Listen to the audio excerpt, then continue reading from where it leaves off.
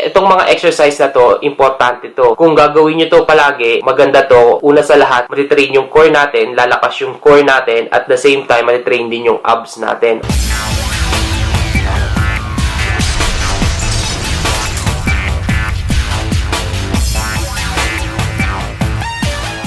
Hi guys, Arjan Bautista po to and welcome to Pinoy Fitness TV. Ngayon po, papakita ko sa inyo kung paano tinitrain yung abs natin at saka yung core natin. Okay? Yung core kasi natin, importante yun sa katawan natin, especially kapag nagbubuhat tayo ng mabibigat sa gym, hindi lang sa gym, pati na rin sa daily activities natin. Kasi yung core, kung mahina yung core natin, ang pwedeng tendency niyan manghihina din yung katawan natin, especially kapag nagbubuhat tayo, ang pwede mag-suffer niyan yung likod natin. Pwede tayo magkaroon ng mga ibang klase ng mga back injuries. Okay? So, kailangan mapanood nyo po itong video ko simula ngayon hanggang matapos para may idea kayo kung paano i-train yung core natin at saka at the same time para magkaroon na rin tayo ng abs. Pero bago po umpisa itong video, kung bago po kayo sa YouTube channel ko, ini-invite ko po kayo mag-subscribe. Nagbibigay po ako ng free tips, free information at saka free advice about sa fitness, nutrition, or sa diet at saka sa healthy lifestyle. Nag-upload din po ako ng video once a week para hindi nyo po ma-miss yung lahat ng video ko. Kailangan nyo pong i-click yung notification button o yung bell button dun po sa baba nitong video para once na nag-upload ako ng bagong video, mananotified po kayo. Okay? Gusto ko rin po sana i-clarify na hindi po ako doktor, hindi rin po ako nutritionist or dietitian, at higit sa lahat, hindi rin po ako professional bodybuilder. Pero meron po akong at least 7 years background sa fitness industry. Yung 7 years background na yon at saka experience, i-share ko po yun dito sa YouTube channel ko sa inyong lahat para matulungan ko kayo at saka mag-guide ko kayo na ma-achieve nyo din yung fitness goal nyo.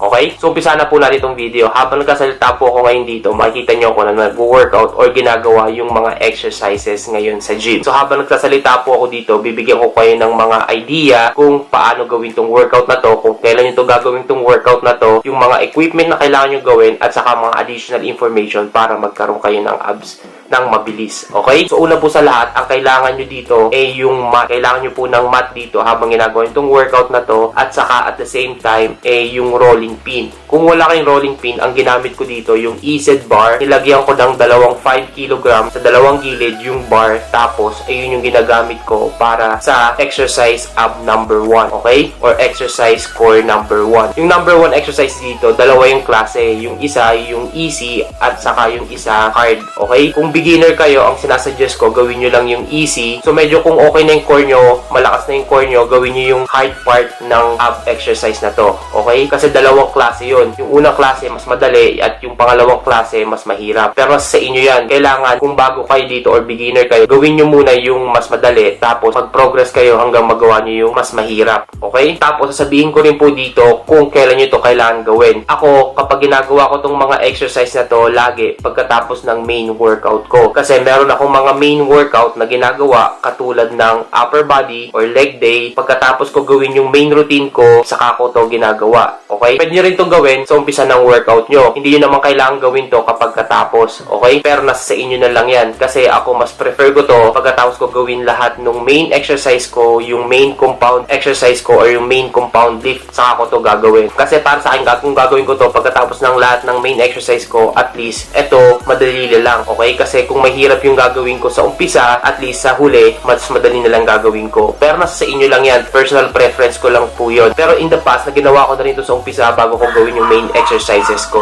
So, nasa sa inyo na lang yan kung gusto nyo gawin to sa umpisa or sa huli. As additional information, bibigyan ko rin kayo ng mga tips kung paano magkaroon ng abs. Okay? Itong mga exercise na to, importante to. Kung gagawin nyo to palagi, maganda to. Una sa lahat, matitrain yung core natin, lalakas yung core natin, at the same time, matitrain din yung abs natin. Okay? Pero hindi lang to about sa workout or sa training. Isipin nyo na lang, kung gusto nyo na magkaroon ng abs, kailangan dapat yung pagkain nyo tama rin. Okay? Hindi dapat kayo kumakain ng marami, kasi kung gagawin nyo itong workout na to, kahit gawin nyo to araw-araw lang. So, kailangan, dapat, yung pagkain nyo, tama din, okay? Dapat hindi kayo kumakain ng marami para magkaroon kayo ng abs, okay? Isipin nyo na lang kung gagawin nyo to araw-araw, tapos yung pagkain nyo naman, napakarami, araw-araw din. So, wala rin point kung gagawin nyo to, tapos kakain din kayo ng marami. So, kailangan, dapat yung pagkain natin, tama lang. Dapat yung carbohydrates natin, tama sa pagkain, yung protein natin, tama sa pagkain, at saka yung fat natin, dapat tama sa pagkain. So, kailangan, dapat tama yun para magkaroon tayo ng abs. Imagine mo na lang kung kakain ka palagi ng unlimited rice or unlimited pasta or unlimited burgers, lahat ng mga pagkain ng mga matataas yung carbohydrates, ang mangyayari niyan ay tataas yung calories natin sa katawan. So kung tataas yung calories natin sa katawan, ang pwedeng mangyari niyan ay magigain tayo ng weight instead na magtutone yung katawan natin or instead na lalabas yung abs natin. Okay? So ayun yung tip ko about sa pagkain. Kasi kung gusto mo magkaroon ng abs, yung importante talaga yung pagkain natin. Kasi yung pagkain, isipin mo na lang sa 100% na gagawin natin, kailangan yung pagkain natin 70% na magbibigay tayo ng focus, tapos yung 30% yun yung workout natin sa gym. Okay? Kung gusto natin magkaroon ng abs or kung gusto natin mag-lose ng weight. Kasi minsan ang iniisip ng mga tao mag-workout ka na lang ng napakahaba sa gym araw-araw pero kakain ka na lang kung ano-ano. Hindi mag-workout yon at saka hindi lalabas yung abs natin. Okay? Kasi kung mag-workout ka nga tapos yung pagkain mo naman hindi tama, wala rin mangyayari sa ginagawa mo. Okay? Ang mga pagkain na sinasuggest ko dito, dapat kumain ka ng high protein food, yung mga matataas na protina ng mga pagkain. Tapos yung carbohydrates mo o yung carbs mo dapat mas mababa, hindi laging unlimited na matataas yung carbohydrates or unlimited rice or unlimited pasta. Lahat ng matataas na carbohydrates dapat ikat mo yon para bumaba yung calories mo sa katawan mo. Okay? Isipin mo lang kung mas mababa yung calories na kinakain mo, ang mangyayari niyan mas mag-lose ka ng weight at saka ang mangyayari niyan magtutone yung body mo tapos makikita mo na rin yung abs mo in the future or yung mas mabilis na result. Okay? So tandaan mo yun, yung number one talaga yung nutrition or yung diet. Kung hindi ka mag-diet, walang mangyayari. Hindi mo makikita yung abs mo kahit anong gawin mong exercise. Okay? Nagsasabi lang ako ng totoo kasi ginawa ko na to in the past. Kahit anong exercise ko noon, wala pa akong idea kung gano'ng karaming kakainin kong protein, gano'ng karaming carbohydrates kakainin ko, tapos gano'ng karaming fat na kakainin ko. Wala pa akong idea noon. So simula noon, nag-research ako, tapos ang ginawa ko,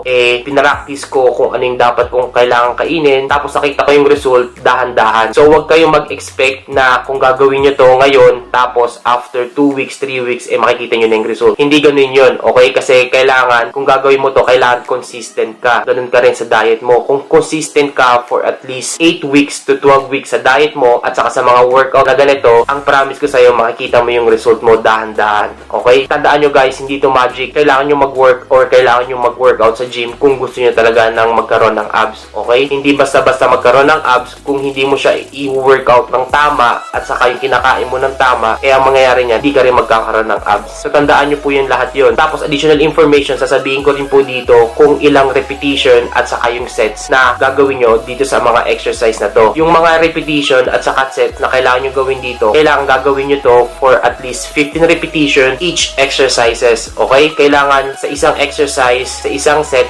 gagawin nyo 15 repetition. Okay? Kung gagawin nyo yung mga side by side, kailangan each side gagawin nyo 15 repetition, tapos yung kabilang side 15 repetition din. Okay? Para equal sila. Tapos, ang sinasuggest kong set, kailangan gawin nyo to for at least 2 set to 3 sets. Okay? Kung gagawin nyo ng isang set lang, okay lang, pero mas suggested ko, mas mabilis yung progress o saka yung result natin kung gagawin nyo to for at least 2 sets or kung 3 sets, kung kaya nyo, mas maganda rin. Okay? So, tandaan nyo yun. Additional information din guys, kaya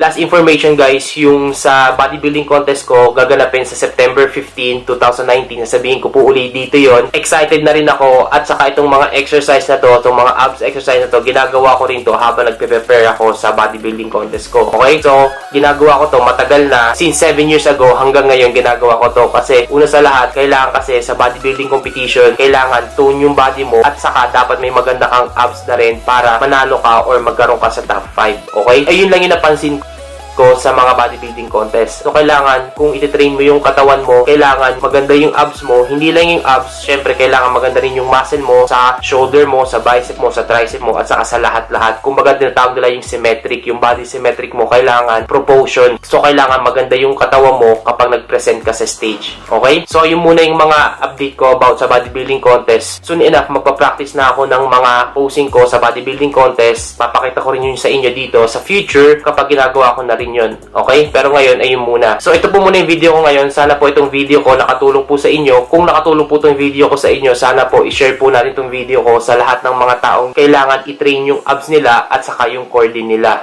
Okay? Ulitin ko lang po, kung bago po kayo sa YouTube channel ko, ini-invite ko po kayo mag-subscribe. Nagbibigay po ako ng free tips, free information, at saka free advice about sa fitness, nutrition, or sa diet, at saka sa healthy lifestyle. Nag-upload din po ako ng video once a week. Sa ngayon lang po yan, pero sa future, mag-upload po ako ng 2 videos, 3 videos a week.